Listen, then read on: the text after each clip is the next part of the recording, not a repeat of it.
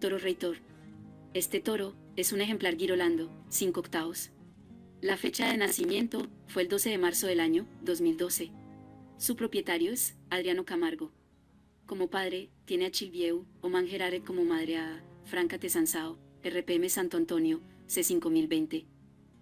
Como abuelos paternos tiene a Ove Manfred Justiceet y Chilvieu Mars Glacet. Como abuelos maternos a Sea Sansao, KCA 472 y Baleia Teatro AO U4659. Toro Reitor es un toro probado, transmite a su descendencia beta caseína A2A2. Al momento de escoger el girolando, se tienen en cuenta características fenotípicas que están dirigidas a la producción lechera, como la conformación de las ubres, los aplomos, la musculatura y su conformación esquelética. Si quieres adquirir la genética de este toro, en la descripción del video te dejaré los datos de contacto del distribuidor autorizado.